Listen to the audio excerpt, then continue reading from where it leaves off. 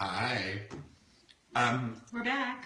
I'm so glad we put this blanket down. It helps a lot. It actually feels the nice. white, it's Sloom. Yeah. They sent this to me It's and a very scarf, nice. and I'm obsessed. I like it. The white balance was going absolute nuts. Oh, when yeah. it was white here, like I couldn't see anything, and I was like, the reflection of the table is blinding me. So we're back. We just had a very successful Q&A. Wow. Wow. That video, what is the view count? I mean, it's insane. I guess people like it. People need information. It has a view count of like 40,000 right now. That's crazy. And like a reach of like 67 or 68,000. That's like amazing. That nuts. is amazing. Nuts. And that makes me happy, and it also makes me open another wine. So this is a Love Block Sauvignon Blanc from the Marlborough region of New Zealand. One of my favorite places on earth.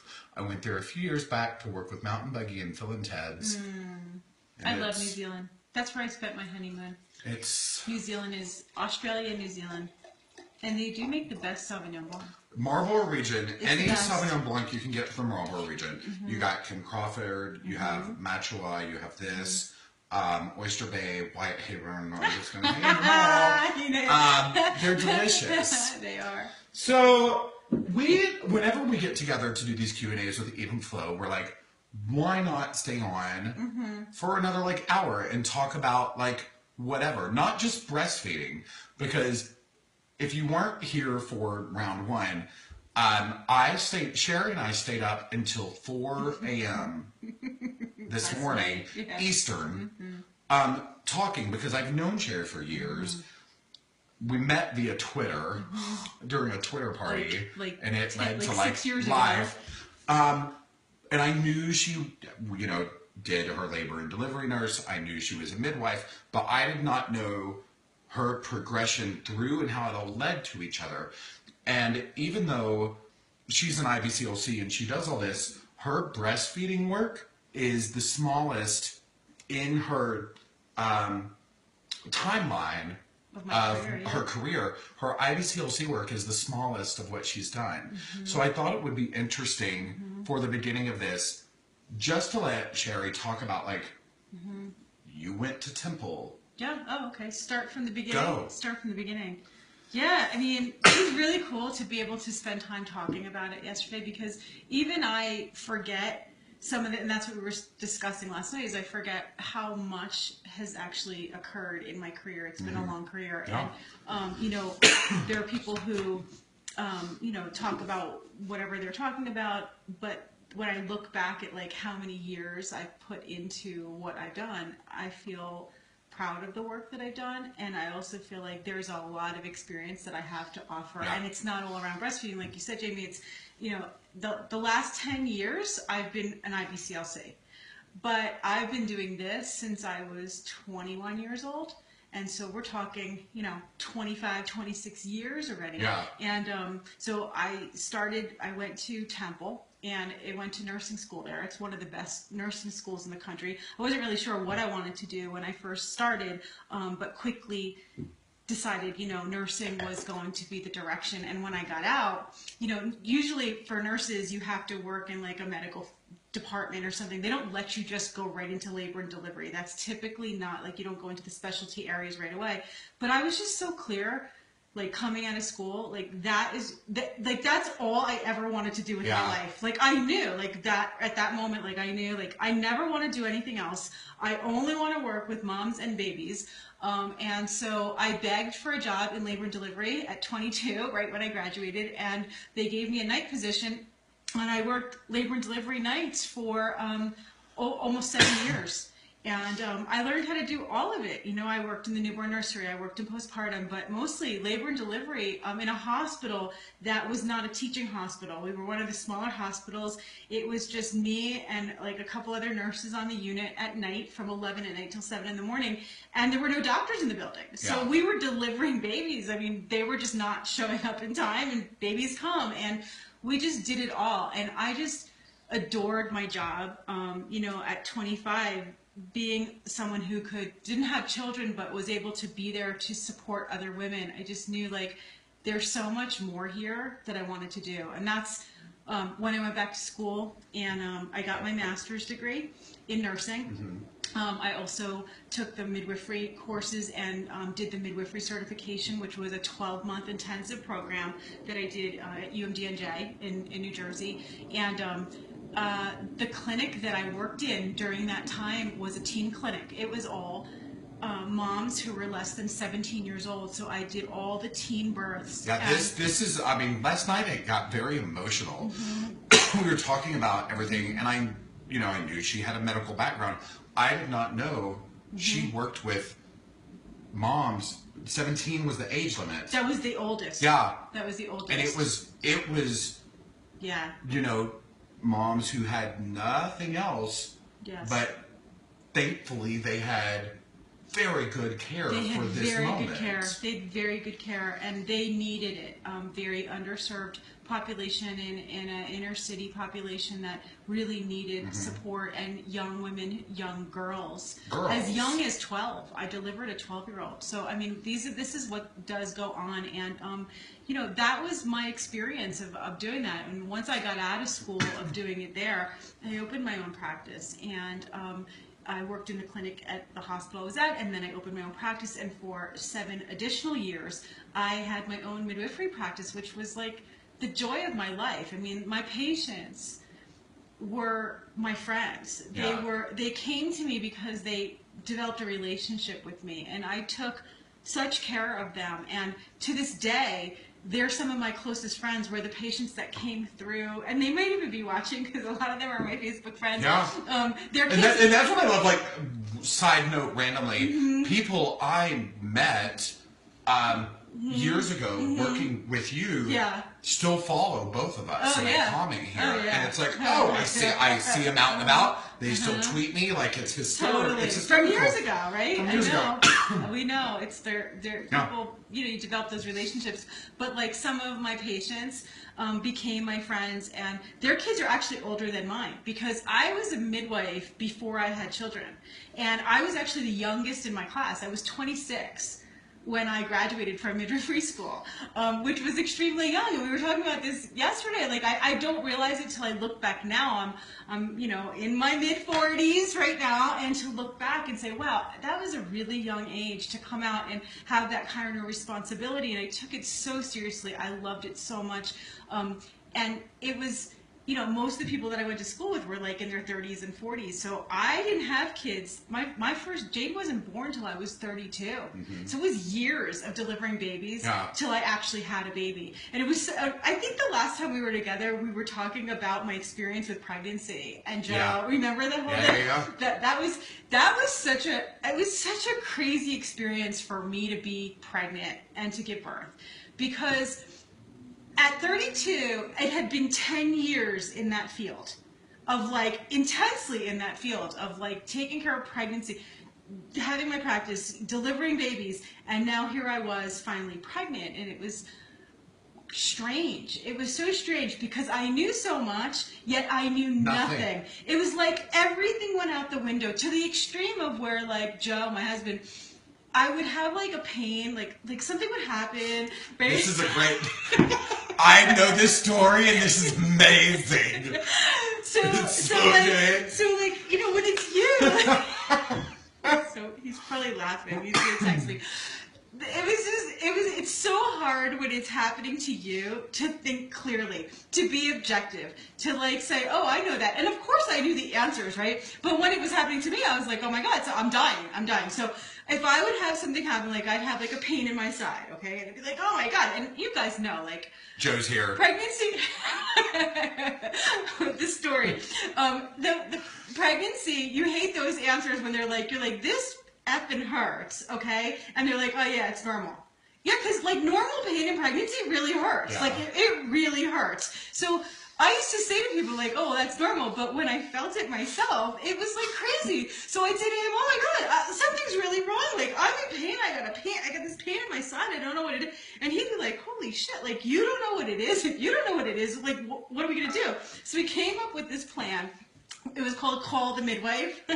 Not way before the show was around. Way before. Way before the show. It was our little thing that we used to do. So that what he would do is he would say, okay, so describe the pain to me, and I would tell him what was wrong, and then he would go, ring, ring, ring, ring, and I would pick up, and I'd say, hello, and he'd say, hi, I'm calling for my wife. She is, 28 weeks pregnant, and she's having this pain in her side, and he would explain it, and I would ask the questions as a professional, the way that I would if somebody was calling me, and where is the pain, and how long has it been going on, and what happens when you stand? Did you try to move around? Blah blah blah. And then he would explain it, and I'd say she's fine. Tell her blah, and I'd give myself the answer, and we'd go on with our life. But I literally had to do that because I could not be objective. Yeah. And it continued through my entire pregnancy, and even through the birth. With both, did it? Or with my second, I was so distracted. Okay. Who could even tell? I don't know. Okay. I had a toddler and the store and everything else going on. But with my first, it was really, and with my first birth, the delivery too, it was this bizarre experience because when you work in labor and delivery, well, for me, there was one labor room where they typically put my patients because I was used to the room, and it becomes like your room, that's where your patients go if it's free. And so room 4 was my room, and where I usually delivered my patients. Like my niece, I delivered my sister's first baby in that room.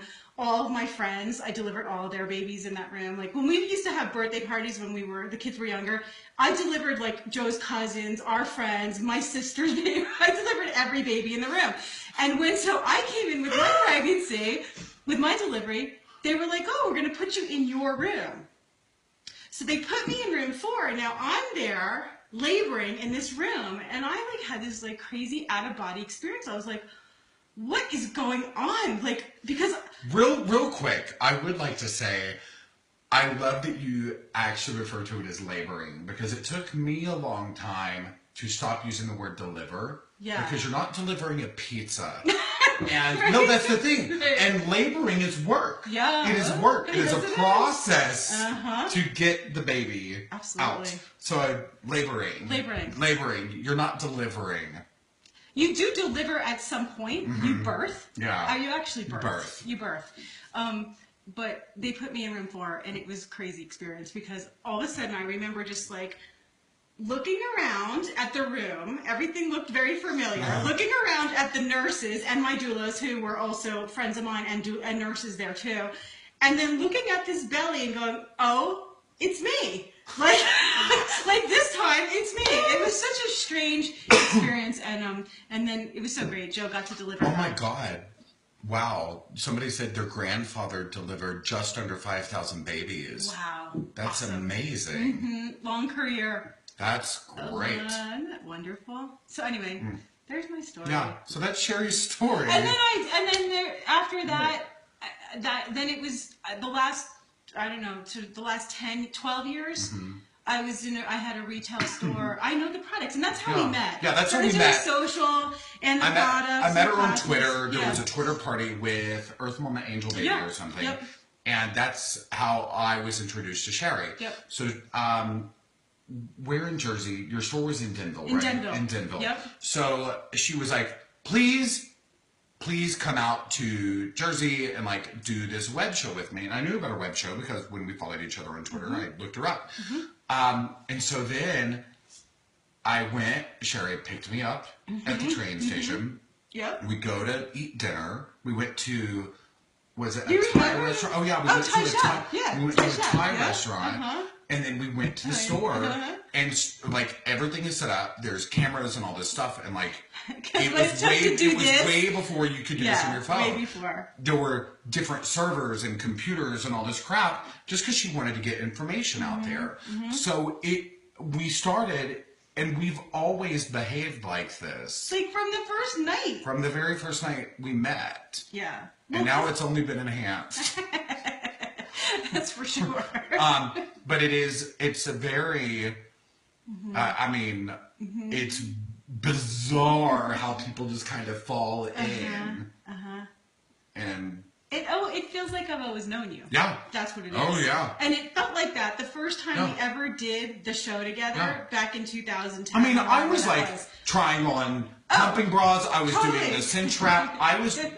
Because I have no shame. Well, tell them they can go watch those. You can go watch all of our all we the have old them. They're stuff. all in archives. Like, I wore a cinch wrap.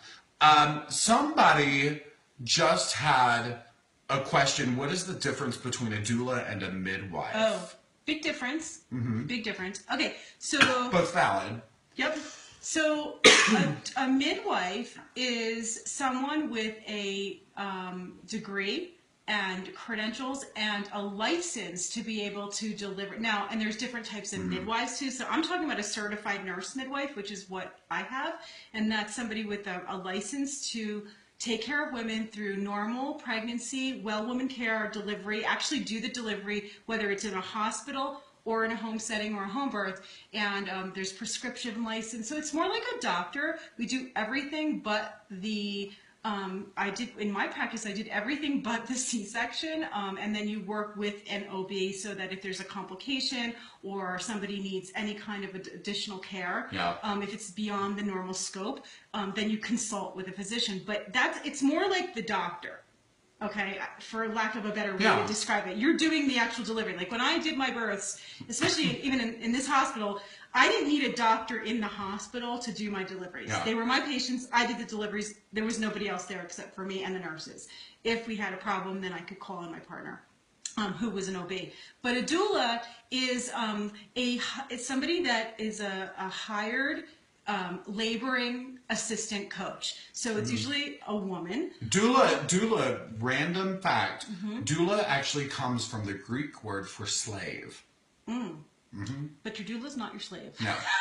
Doula is labor support. Labor support. Awesome. I mean, like, even if you have a midwife, I had a doula for both. Mary, if you're there, I love Mary more than anybody. I mean, she was like, I couldn't have done my labors without Mary. And even as a midwife, I recommended all my patients to have doulas. And actually, I had several. If you're really curious about doula care, I have in my video library, there were 4 episodes I did just on doula care because I believe in doulas so much, and having a doula for your birth and how that can enhance your birth, especially if you're not using a midwife. Either way, but go over onto YouTube or onto my website, My Baby Experts, or on Shari Criso YouTube, and you can see, Google doula, search doula, and you'll see the episode. Well, I've interviewed a whole bunch of them. I did not know anything about doula work until I started working at the Birth Education Center, and it was fascinating working with all of them, but then also learning that this character that is introduced in the L&D is the partner gets to experience birth differently because they are not worried about, oh my God, we have to run and get water and we have to get ice and we have to do this. Such a good and it point. allows the dynamic of support to be there differently than a mom and a husband or a dad or a wife or whatever, the partner to be stressing out. They get to support. And the doula's there for support, but also to make, let them know of options and kind of what's going on. And I think it's very, very important. Well, the doula's there to support you through your labor, but they're not medical providers. So they're not making any medical decisions. They're not providing medical care, but that's not the main part of your labor. The main part of your labor is emotional support, physical support, comfort measures, ways to be able to take care of you, have somebody really take care of you during the labor and support you to be able to labor on your own terms. And what you're saying about supporting dads, because a lot of dads, they used to say to me, well, if I hire a doula, is it going to take my place? It totally doesn't. It's in addition to, and absolutely. It enhances the partner support. Like you said, they're not worrying about having to go get food. Dad can sometimes not eat for, everybody needs to be taken care of, and your doula can do both. And a lot of you know, and I'm sure a lot of you don't know, I was my sister's birth doula with my nephew. And, I never got certified through DONA or whatever, but lots of doulas don't. And I've gone through so many childbirth classes, and I can talk about all that, and I never do, because I'm gear. But dealing with my sister and Kyle, and that experience is the thing I'm most proud of in my entire life. Absolutely. Because watching that, and I wrote a post about it, but it's like being a part of that and knowing what I knew, I was like, okay, we need to press on Jennifer's hips here and do this. We're going to go walking. But I never was intrusive on Kyle being a part of it. And I was like, come over here and do this. You're going to do this. I'm going to get my hands away. And that's what a good doula does, is that they allow the partners to do this have together. To. That's part of the process. You're becoming parents together. Absolutely. And it's, you know, she's so lucky she had you. It was the coolest thing I've ever experienced in my life. Like, I will... I feel even when I have my own kids, that was the, I did not see the actual emergence of Grayson, because, Jennifer and I did not want to be down there for that, but at the last minute, there was nowhere for me to stand. So right as Grayson was about to come out, Jennifer was like, get out! And I was like, peace, see you in a second. So I went and stood behind a curtain, and I was in the room, but behind a wall, and I remember hearing him, and it was like the craziest thing on the planet. It was the craziest and thing. I get why doulas and midwives do it, because you get high in the room.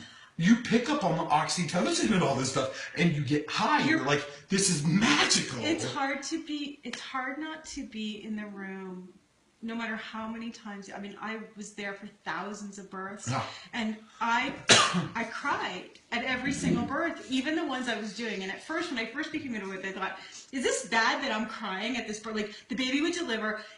There's just so much. I was overwhelmed with the amount of joy of the miracle of it, you know. And then I realized, like, no, I'm going to allow myself to be completely present. You have to be in the moment. I can be completely present. I can be professional, and I can be completely like with it and know exactly what to do. And I can also be present to the miracle that's in front of me, because I think that's where the problem occurs, is when we separate and we don't really stay present to like the miracle of what this is. We're just there to catch and assist. This is happening between this mother and this father and this baby, and we're assisting it. And to really like take that in and realize like the miracle of it all, it was overwhelming every single time. I was a wreck. I was a wreck in that room. It was, I mean, Grayson's 5. 5 now? Is he 5? My God, I think he is. And it's, I mean, I remember every detail about all of it. Yeah. When I had Jade, at the very end, when I was delivering her, I asked them to bring me a mirror, and I was able to guide myself through the whole thing the way I would with my patient. So I could see her crowning. I could see what was happening. I could see that I was pushing right, and everybody just stayed quiet in the room. I asked everybody to just like not talk. They put the mirror there, and I did it myself, and it was the most incredible experience. I pushed, and I remember when she crowned, you know, when you're, let's talk about it for a second, like ways to like prevent tearing, right? Yeah. You know, when you feel the baby crowning, when that baby, the key to not tearing is a slower delivery. The tissue needs time to stretch. You have, massage is great, hydration, all of that. Compresses, all this, but the real key to not tearing during delivery is to deliver slowly, which can be hard because at that last moment you feel such a strong urge to want to go for it and just push, and there's a burning sensation of the stretch, so you want to just like get it over with, but allowing it to just stay where it is. And so watching it, I was able to see, I know where I'm at. Her head was like literally like that far out, if you can see my hand, and I just let it sit there. And at that point when she was crying, I remember reaching down, and this part of her head had come out already, and I had my hand on her head, and it was the first time I touched my own child, and she was still inside of me, but I had my hand on her head, and I just sat there, and I just allowed myself to take in that that moment of like, I'm touching I'm touching her, and she's still in me, and we're still connected. And that memory of her head has burned into my brain. Crap. I'm like emotional talking about it because I still to this day, she's 14 right now, and there are times where I'm holding her and I'll she doesn't even know what I'm doing, but I'm putting my hand on her head and it's taking me back to that moment because like you said, you remember every moment. Me too. I remember that moment. That is wild. I don't know how we're getting into where we went with this conversation. We went way somewhere else. We were going to. Are we still recording on we were gonna talk about question and answer stuff, but then we got emotional and started talking about the Ring of Fire. The Ring of Fire. Yeah. So that's how we operate. We just we let ourselves flow. Oh well. We're flowing. We're flowing with it. Yeah. So now we'll go back. We will go back to the question and answer portion of this evening where we just talk and get mouthy.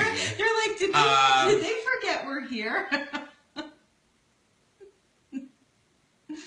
We were just talking to ourselves. We totally were just now. We were doing till 4 in the morning. I knew this was still here. I'm like, what time is it? Great. Am I a doula, Jamie? I am not a doula. I was my sister's birth doula. I've not done it. I've had a lot of people ask me to do it for them, but I will be completely honest. I have a very strong connection to Jennifer and my other two sisters. I would be there for them in a heartbeat. For them, I cannot imagine, personally, this is just me, I cannot imagine if I was a woman and pregnant wanting a male doula. That's just me. I think there's something about the feminine energy and a woman that has gone through it or not. There are doulas who've never had a child, but there's something feminine that connects with all of that. I connected to it because my sister is my best friend on the planet. She is my sister. She is my business partner. She wasn't at the time, but it's I have this connection to Jennifer, and because of what I do, I wanted to be a part of that. It felt very intrinsic and normal to want to hang out and be a part. So I don't know if I would do. I would do it for other close friends of mine. I would totally do it. Yeah. But for strangers, I get a woman. I have to agree with that 100%. I think that it's not that only women can take care of women, but there's something very intimate about doula care. It's primal. It's very primal, and there's something about it that women have done for centuries of taking care of each other, and that's actually the whole point of it. And so and that's where we expect our partners, like our husbands, to play that role. And that's where it becomes almost a little bit, it's almost unfair in some ways. We expect them to be something. They're experiencing it. And I'm not saying that. My husband, Joe was the most amazing partner in labor, and he delivered Jade in the end. I didn't even get to that part of the story. He actually delivered her, but or he caught her. I birthed her, and he caught her. Let's put it that way. Okay. But there was still something about having Mary there with me. That was even in addition to my midwife, that was very supportive of having that feminine, female care. And so it's hard for me to imagine male doulas. Yeah, and it's different than a male midwife or a male nurse. Different. That kind of care, or a male physician. Roles. It's totally different. Very different. Doula care is different. With Grayson, my sister had this doctor. I think the camera needs to be adjusted. Oh, sorry. Sorry. The tripod it went crazy on me for a second. Can you do it? Right. Well, we can just scoot over. You're good. There we go. My sister, with Grayson, had this doctor, Dr. Hartung in Wisconsin, who is known for his VBAC and breech success. Yeah. And all the doulas in the area that I knew through Twitter and whatever, they called him the good doctor, and they all loved him. And Dr. Hartung I talk with him just a little, and he's incredible. Yeah. But he has a gift. Yes. And it's like, he was wonderful with my sister. The lady next to my sister had a breech, and she lived in Illinois, went to Wisconsin and lived there around her due date so she could deliver or labor, whatever, with Dr. Hartung. And wow. with Jennifer, he was down there with oil, massaging her and like making sure everything was fine. This woman delivered a 10 pound 6 ounce wow. breech baby. Wow. And she didn't even tear. Wow. Yeah. Nice. He's incredible. He's and gifted. He and has experienced and old school too. And a lot of the doctors are not trained to deliver breech anymore. They're not and it's she was screaming, "Do not get it twisted." She was not medicated. So she was going through it, and to hear that while my sister's doing her own thing, it was very hard because you don't want to think of anybody dealing with that.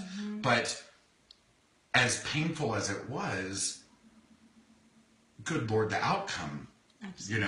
Amazing, and it's when I worked at Real Birth, it was like all the doulas, we would like drink wine at night and just chat about like the birthing world. And it's like, it's kind of like your rite of passage as a mother. And it's not just vaginal versus C-section. It is what you do. Yes. That you go through that and it does something to your brain. Totally. And it's like, I'm a mother now and I can do this and I got this covered because I just dealt with that. And it sets a path for the entire trajectory, of your whole parenting journey. Definitely regardless of how you birth, whether that is medicated, unmedicated, vaginal C-section, and also for adoptive moms too, who go through their own journeys that are, if not many times, even more difficult than a labor and a birth. No matter what that is, it prepares you in ways that have you think, if I could do this, I can do anything. And I know, like, that was the experience that so many of my patients had, they would look at me after their deliveries and they're just like, I can do anything. That feeling of, I just went through this. And even my moms who had C-sections, they would look at me and the first question I would always ask, like after a C-section that wasn't planned, was, how do you feel? How do you feel about your birth? Because it's a birth. Yeah. And it was just, the most important thing was that they felt satisfied, that they felt empowered, that they felt that we did everything that we needed to do to get the healthy outcome, and that they felt like they were part of that decision. And I think that's the, and that's it. That's the, to me, that's the worst, is like, there's this stigma around women who have C-sections that you did not birth. No, you birthed. You birthed. Oh, you birthed, yeah. You birthed. My sister had a C-section with the twins. She had a VBAC with Gray and with Veda. But it was like, all three of those, it was childbirth. Yes. If it wasn't childbirth, that baby would still be in you. They're all births. And this is where, we can't control how, that's the whole thing. And when I used to teach my childbirth class, the name of the class was Surrender. Because how the baby comes out is really not always, usually, in our, it's not our choice. I mean, you do what you can do. You do what you can. You can only what you can do about it. And this is where I tell people this all the time. Where you can actually make choices and what you can do is make the right choices that you have the right people taking care of you during your labor. Like those are things you can do something about. If you're going to a physician and you're like, this person is like not on the same page with me. They're not listening to what I want. I want to be back, or I want an unmedicated birth, and I want to be up, and I want to be in the shower. And they're like, no. Then you've made the wrong choice, and that's where the choice comes in. Once you go into labor, because this would happen all the time. Like moms would come into my stores after I was a midwife, and they'd be like, "I had a C-section. I didn't really want a C-section, and what could I have done? What could I have said in labor to And I'm like, absolutely nothing. You know why? Because at that point, when you're in labor, you can't manage your care. You can't. It's like you're beyond that point. At that point, you can do things to help yourself, but somebody needs to take care of you and make decisions. The choice is during the pregnancy to make sure that you're aligned with who is going to be there, whether it's your physician, whether it's your midwife, your partner, your doula, or anybody else you're going to have in the room. If you don't like being around those people normally, labor is not a good time to start. So if your mother-in-law wants to be there, or your mother, or your sister, or somebody, and you're like... Somebody actually brought that up, and they were like, all of these, my family members want to be in the room for delivery. How do we deal with that? It is your childbirth. It's not a party. No! This is not a party. Oh, it's a party. It's pooped.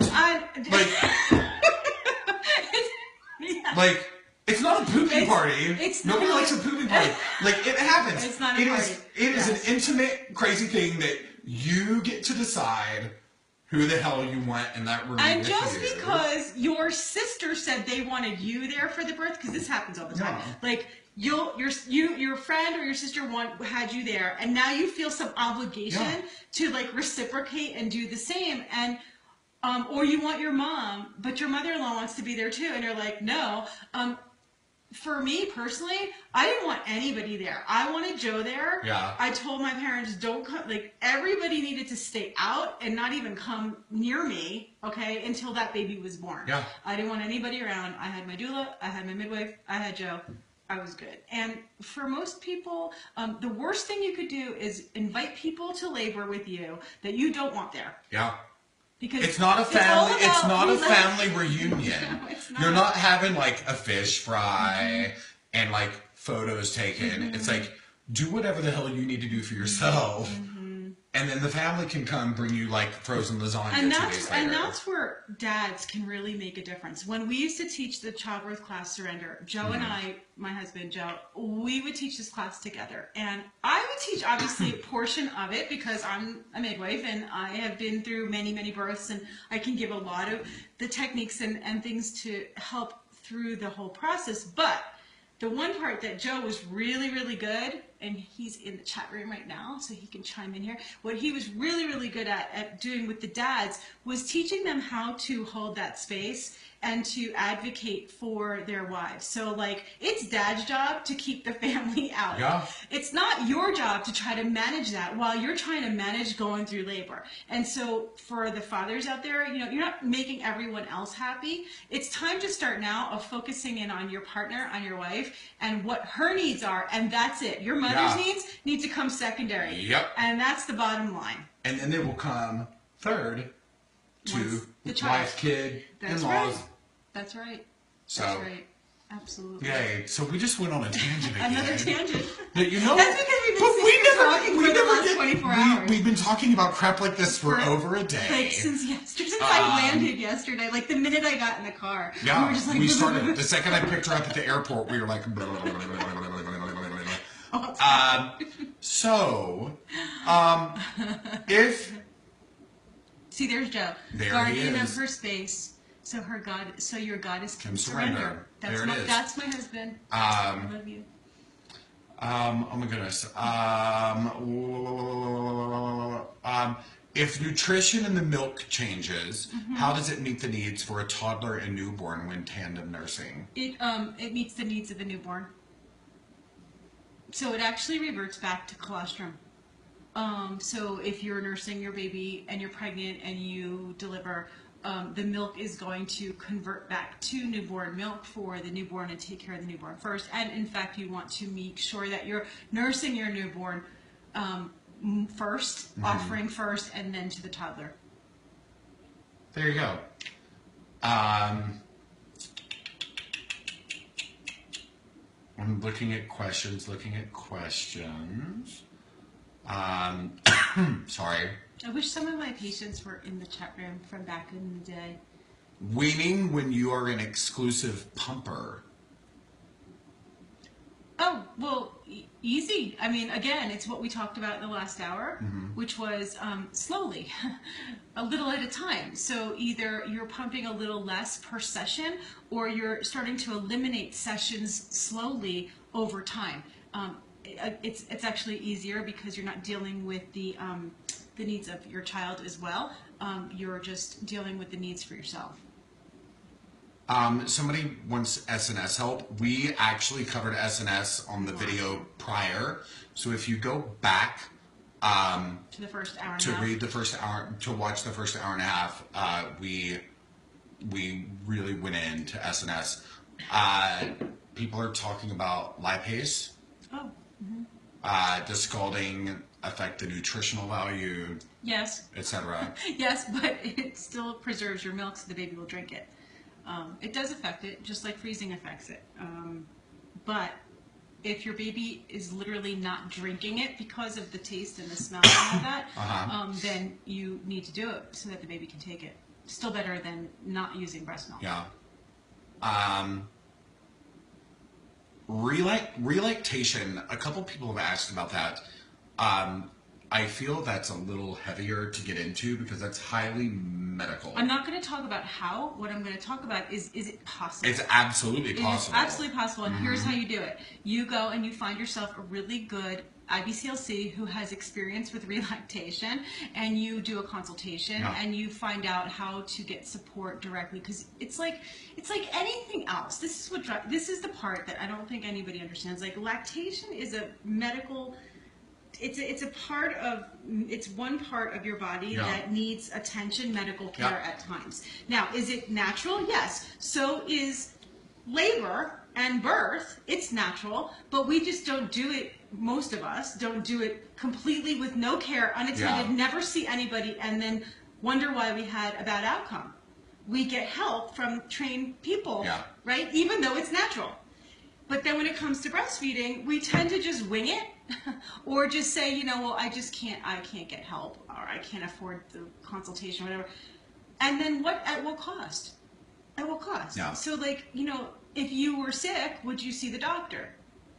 If your child was, it's what kind of priority are you putting on your breastfeeding? Yeah. As a health impact on your child. It is. It benefits. There are reasons to breastfeed, and we know that. I mean, you all know that there are reasons to make sure that you're sustaining your milk supply and that you're breastfeeding well. It is important to get good care and make sure you're seeing the right people. And if you have these kind of questions, that you're seeking professional help. Somebody's talking about my eyesight. I have very good eyesight, but I'm reading off an iPhone. So I have to lean in, and the text is about this big. It's really, I can't even see those it. Of you, I'm wearing glasses. Those of you who can't do Facebook Live, if you can imagine your iPhone split in half, half of it is video. And it's far away. Half of it is text. But then that is text, and this is a space bar. It's like if you were trying to read from there. And it's only half the screen. Like, I have my phone on a tripod. Like that far away. I'm like, having to read. But there you go. What else? I'm getting a lot of spam about like stupid IQ tests and shit now. It's making me crazy. Help on healing after a broken milk blister. Oh, breast milk is the best thing for healing the skin. So and also just allowing the breast to air out. So open to the air, keeping the bra off, and breast milk. And then also if you're going to use a nipple cream to heal it. The one that I really like is the Earth Mama Angel Baby nipple butter, something organic, no lanolin, toxin-free, with calendula. That's the kind that I would recommend for your nipples. Somebody just asked about, is it true that when I'm pumping at work, I can just put the pump parts in a bag in the fridge and wash them once a day? Yes. Absolutely. And you do not have to wash your pump parts every single time you pump. No, and actually you don't need to do it. It's going to waste time. And so if you think about the milk. You get frustrated doing it, and you're like, F this, I'm not pumping anymore. Yeah, just take the flanges, stick them either in the cooler with your milk or in the fridge, depending on where you're putting your milk, in a plastic bag. And each time you nurse, just take them, or pump, take it out, use it again. When you go home, hot soapy water into the dishwasher, and you're good. Yeah. Yay. My head is pounding from the altitude. Why no lanolin? Why no lanolin? Lanolin, it comes from sheep. No lanolin. There's no need. It doesn't do anything. There's toxins in the lanolin. It does not actually heal anything. It's very thick and sticky. If you look at the best nipple creams on the market, they actually they have calendula in them. They're toxin free, and they actually specifically say lanolin free. We don't like lanolin. Earth Mama and Mother Love. That's it. That's it. Like, it's very simple. Yeah. It's very simple. Yeah. Or breast milk. Put your own breast milk on breast milk. them. Breast milk's the best thing. Yeah. And then beyond that, if you really do need a little bit more, the Earth Mama, I love that one.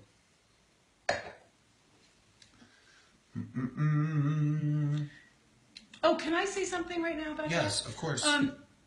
Speaking of toxin-free and chemical-free, I started today a new giveaway. You have a giveaway going on. Awesome giveaway on my page, which I don't know if it's posted here on this post. I tagged you. Okay, so if you go to my page, I just started it this afternoon, and it's all green baby for the next 2 weeks. Now, my giveaways are all like education, like 2 weeks of education on a particular topic, and then we end it with a cash prize.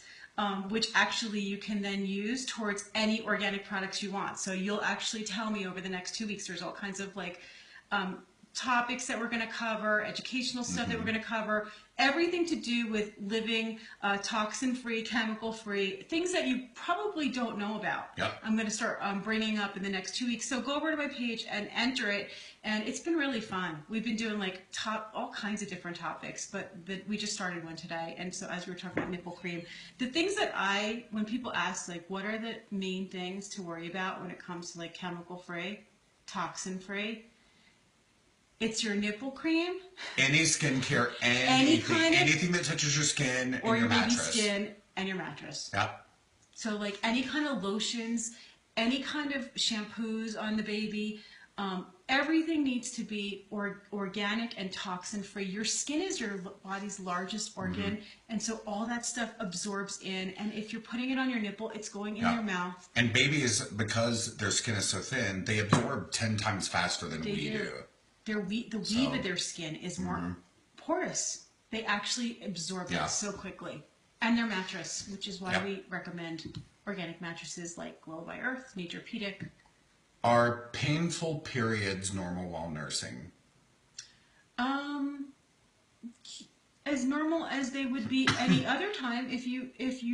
What you're probably experiencing is that sometimes after delivery, like after you've been pregnant and you've given birth, your periods can change and they can be more painful. Some people find that they're less painful. So you can have a change in how you're experiencing your periods after birth. So does that make sense? So like you may be contributing it to nursing, but it could just be that you're now experiencing periods after delivery versus what you were doing before. It's not necessarily more painful. Now, after delivery, is it because the uterus has been stretched a little differently and the muscles are different? It's just it can be yes. Initially, like the first 2 days after delivery, but she's talking about a period. Yeah, and there's a difference between like what we're describing is like afterbirth pains. Yeah. So after your baby is born, your uterus needs to shrink back to size. That's a mess. And nursing, like we were talking about in the first hour, makes it cramp up. Yeah, because it's the stimulation from the nursing. It's actually amazing if you think about it. It's like nature's way of preventing bleeding and hemorrhaging is to have the baby go right to breast. It releases oxytocin, the uterus contracts, and the bleeding stops, okay? But that causes cramping. Yeah. So you'll usually feel after, like once you deliver, when your baby nurses, you'll feel crampy. And with each baby, this is something to try to keep it, to remember so that you can expect it. With each baby that you have, the cramping after delivery gets worse and worse. It's harder for the uterus to go back. It contracts harder. It tries to contract harder. And some people have told me that the afterbirth pains were worse than the labor. Really? Oh yeah. That like with their third or fourth babies, the afterbirth contractions or cramping was actually worse than their labor. So it does get worse. Usually with the first baby, it's not that bad. Second, third, fourth, fifth, sixth, it gets worse. Did anybody have that? People are asking about helping babies get their head down and engaged. Like, do birth balls help? She is 38 weeks and still not positioned yet. Okay. Well, you know, it's hard to get your baby when there's like 38 weeks and trying to do stuff to get the baby into position. Baby's going to do their own thing. It's really not something that's going to get the baby to engage. Yeah. Baby's not ready. 38 weeks is not full term. Okay, if you delivered now, yes, your baby would probably be fine, but you're not ready to birth yet, and baby will drop into position when you're ready. But there's a difference in labor to get the baby to descend in labor, squatting, sitting on the toilet, sitting on the toilet is a great. I remember from my best. classes, toilet is a great place to labor because you are squatting and you're putting your body in a place to evacuate. It's muscle memory. You sit on the toilet to. Exactly. And you're in a hold. Yeah. So there's no like pressure on your butt. And so Do they have squatty potties in all the hospitals? I feel they should. Everybody should get a squatty potty. That's the thing that lifts your knees up, right? Yeah. There you go. Yeah, it's you can do things just walking and moving around, not laying down. So like movement, squatting, walking, those are all things that are going to help your baby to engage and get into position. It's funny, like we talked about this last night.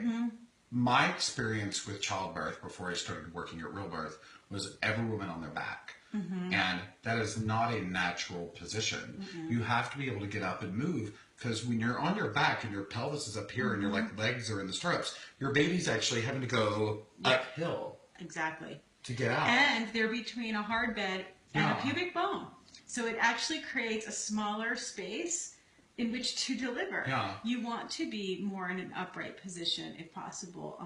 Delivering in a squatting position, delivering on your side, delivering on your hands and knees. These are all positions that really do help to facilitate the birth. It's just something, again, you need to talk to your provider because if your intention is to deliver on your hands and knees and your doctor's like, I never do that,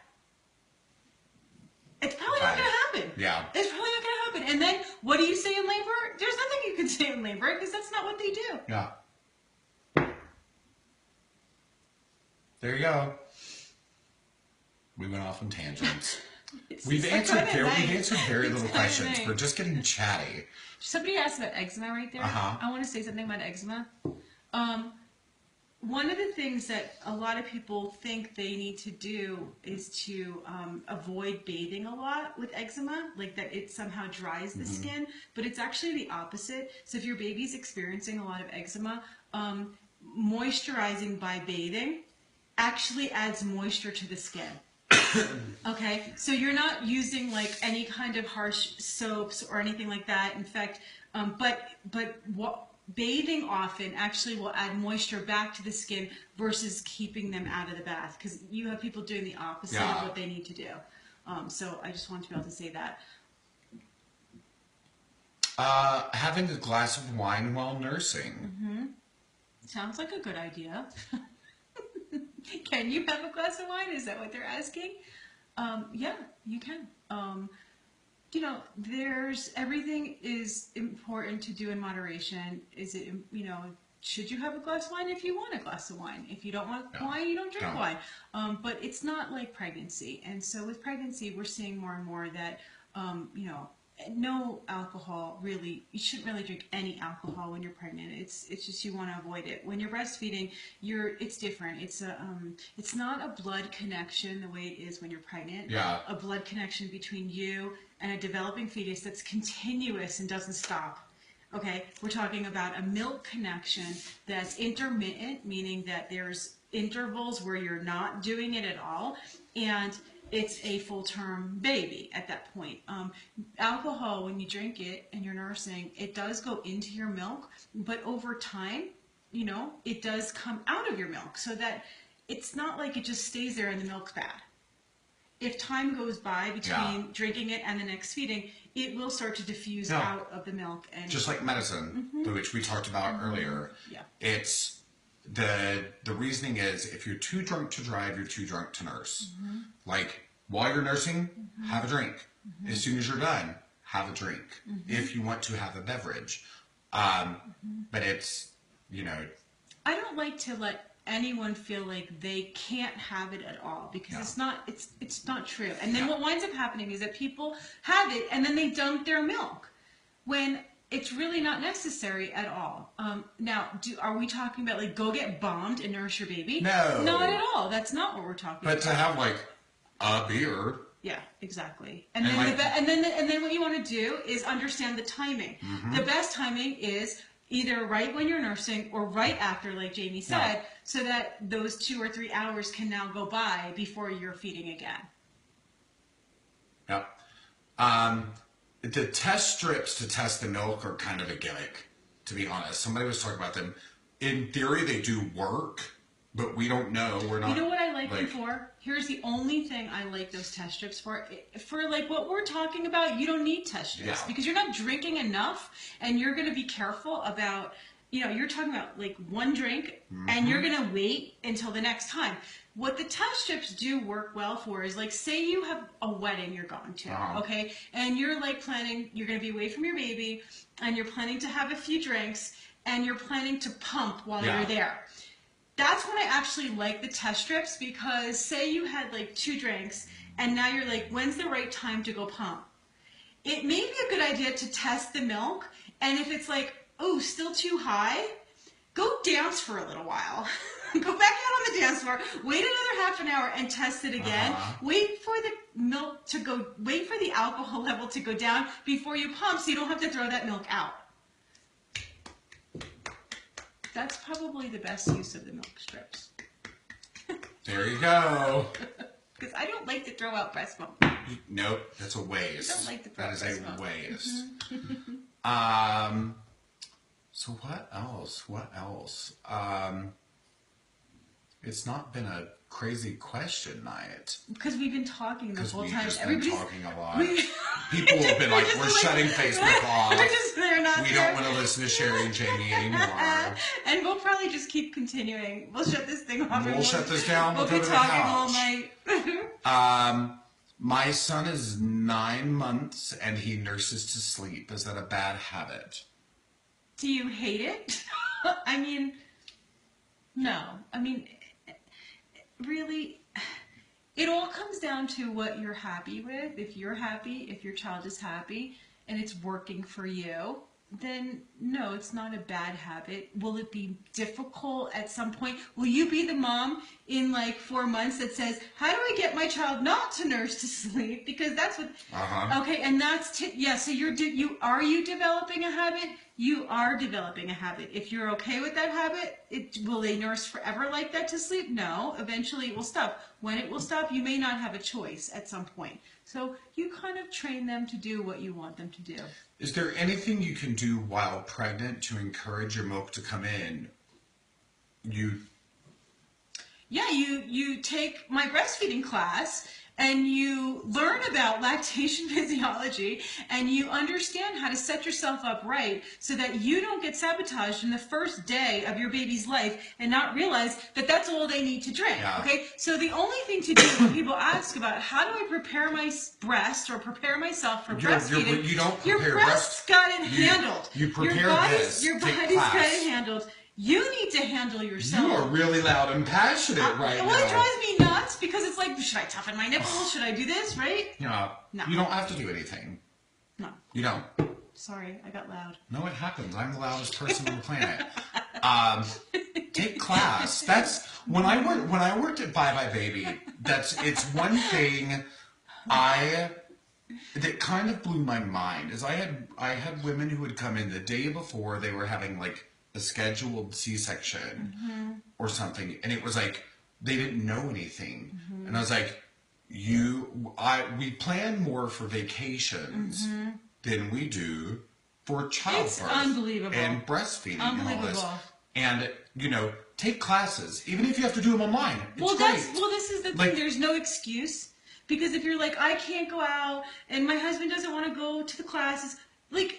Nicole, I just saw one of my students. She took the classes, and they're right on my website. And when you get the even flow pump, they come included. If you go to my website, you can literally watch the class, and then you can watch it again when you're in the hospital, and you have me right there. And it's not a both scripted should class. watch, mother and partner. Yes, definitely. Watch all of it. Mm-hmm.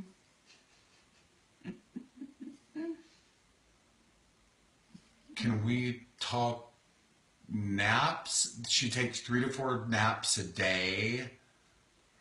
She's 17 months, but I wonder if is that too much napping?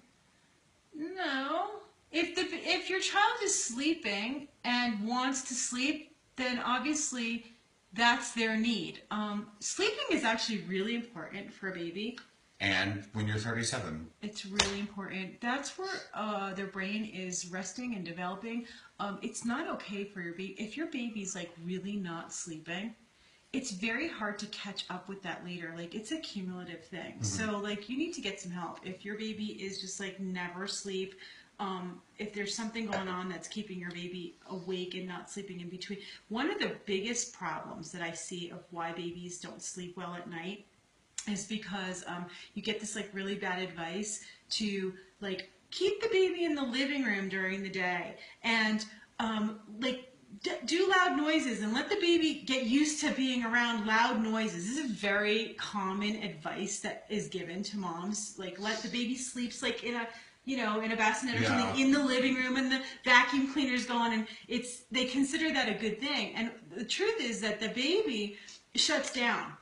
Okay, because they're overstimulated from all the activity and the noise. And you see this, like, even at, like, MommyCon, when we were there, a lot of those kids, there's so much going on, like at the events, and they're asleep. They just, like, they go out, okay, because they're so overstimulated from, like, so much noise. If that's happening every day with your child, what you'll see is that they look like they're sleeping all day and then they're awake all night. Keeping your baby awake or keeping your baby around a lot of noise is not going to help them to sleep better at night. They wind up getting overtired, then they can't sleep better. So I usually recommend what I call, like, retreat times, where they literally, you put them into a dark, quiet room several times a day, and they're, like, with, like, white noise, and, like, they're asleep. Not in the middle of the living room. Not, like, out where everybody's like loud and noisy. Or you get in bed with them and sleep, which is actually the best thing you could do. That will actually help them to sleep better at night. Just because I know it's going to make you crazy. A lot of people have been asking about biting. Shari and I talk about this constantly. A lot of people ask about any tips for biting. How do we stop this? How do we do whatever? There is no real answer. You really have to, thankfully I've never dealt with it, but you have to change things and do things, and one way, I mean, it's really hard. You're talking about a baby, and depending on how old they are, they don't understand. They think that it's, like, fun. Yeah. And they don't realize that it hurts. If they're old enough, you can tell it hurts. Ow. Like, that's hurting. They can sometimes understand that. Take them off immediately if they're starting to bite. And the other thing that I would recommend when it comes to biting is two things. When the baby is latched, holding the baby as close to you as possible keeps their mouth open, so they cannot clamp down hard. Okay, so they have to keep the jaw open and the mouth open. If you start to see your baby, typically the biting occurs towards the end of a feeding. Like, if they're nursing and then you let them linger at the nipple, that's when the biting happens. So as soon as the baby starts to be done, taking them off quickly if that's what's been happening and they're biting, taking them off will prevent that. Yeah. Hanging off the tip of the nipple, and you'll see that baby, where you're just like, kind of like, what is the slang? It's nip. What do they call it? I have no idea. When they pull it, when the kids are nursing and they pull the nipple out, and it's called, oh God. They make memes about it. I can't remember. I have no idea. I'm sure somebody will tell us. Yeah. Right now. I have a headache. Yeah. She's dealing with the altitude. It's so hard. Oh my it's God. Hard. It's hard. It's hard to come for like just 2 days. My head, I feel like my head's in a vice and I'm nauseous. It's very interesting. Yeah. I got off the plane yesterday and I like forgot that I was Niplash. Oh, that's really funny. Niplash. Yes. Thank you. Yes. That's really funny. Real quick, a lot of people are asking about paced bottle feeding. Mm-hmm. If you go to just go into the videos here on Facebook, go to last month's Q&A where I'm coughing like vomit. It's terrible. We actually talked about that. We did. For a while. So just go back. I feel like one day when I have nothing to do, which is never, I'm going to go back and actually like index the videos and be like, this is what is in this video. But we cover so much every time. It's just like... It's really so much. But... Well, it is. If you go back through some of the old episodes of what we've done, there's so much there. And maybe what we could do is start just keeping some track each time of like what we're talking about, so it'll make it a little easier to find. Yeah, we should take notes, but maybe somebody wants to take notes for us. Take notes and you get a pump. Who wants to volunteer to take notes? No one. Okay, so we've been on here 2.5 hours. I'm good. You good? I'm very good. She's got a headache. I'm sorry. It's bitter in Jersey with my head, but it's actually really nice here in Denver. I want to live here too. It's pretty great here. It's pretty great. We had an awesome day. It was so nice and sunny. 68 degrees. It was beautiful today. It was beautiful. 68. Best. So thank y'all for hanging out. It's been a good 2.5 hours. It was like chatting and living life. It was really fun. Yeah. I love being with you guys. This was worth the trip out to Denver, huh? Yeah. That's for sure. And I'm back in New York in, what is next month? April. So I think we're doing New York next month. New York. And then New York. And then I'll be back to Denver here. And then back to New York. Back to New York. I think. Yeah. We'll keep alternating. We may just go meet in a random city. We should actually just go on a vacation and be like, we're having a 3-day weekend. Turks and Caicos. No? My best friend just went there for his honeymoon. Yeah. Didn't like it? Loved it, but they were like... Boring? It's pretty, but it's the most expensive. Oh, yeah, no. Because there's nothing there. Yeah. So... Yeah. All right, we'll find a place. Yeah. All right. Thank y'all for hanging out. We're going to log off of here. Erin, she did fly here to Denver just for this. Yeah, so. Do you appreciate that? Thank you. We love it. We appreciate you. Yes, she totally flew here after MommyCon Chicago. I picked her up at the airport last night. And we've just been hanging out. Somebody's asking which MommyCons I'll be at. I won't be in Seattle. I'll be in Austin. And I'll be in, what's the one after that? I'll be in Orlando later on in the year. I don't remember. I'll post it on my Facebook. My schedule. Yeah. I'll post it. So, yeah. Love you guys. Love y'all. Have a good night. Be good. Love you. See y'all later. Bye. Bye.